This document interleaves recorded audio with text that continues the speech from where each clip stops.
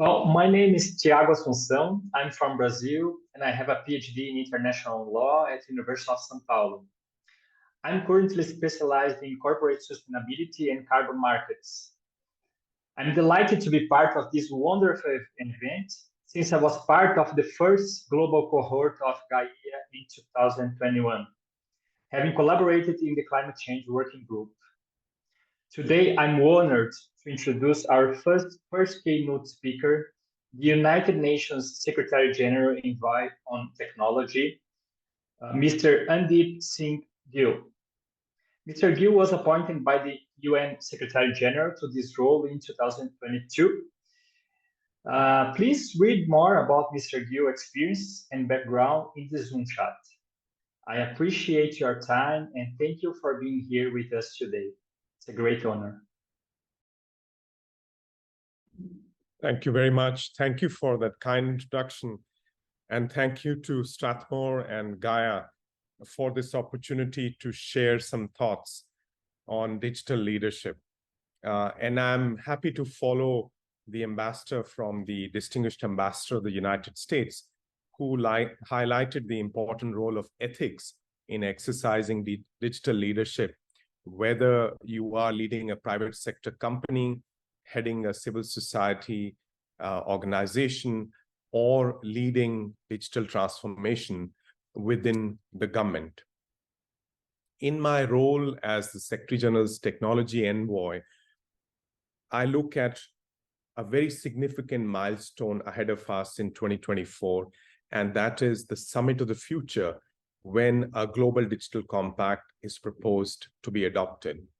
This document will be a reference document for digital leaders everywhere, in governments, in civil society, and in the private sector. And there are three fundamental pillars to this effort, which can be applied to the exercise of digital leadership everywhere. The first one is overcoming the digital divide and leveraging digital technologies to drive progress on the Sustainable Development Goals. To an audience in Kenya, in the dynamic continent of Africa, I don't have to make the case for this first pillar. This is the most urgent task that we have, to bring 3 billion people who are not yet online into the digital economy, but also to make sure that everyone has meaningful, affordable access that respects their own context. And that we address not only the basic digital divide around connectivity and meaningful access, but also the new and emerging digital divides around data and artificial intelligence. Second, we have to make sure that the online space is open, safe, and secure for everyone, especially women and children, by having greater accountability for harmful online action by the private sector and by governments.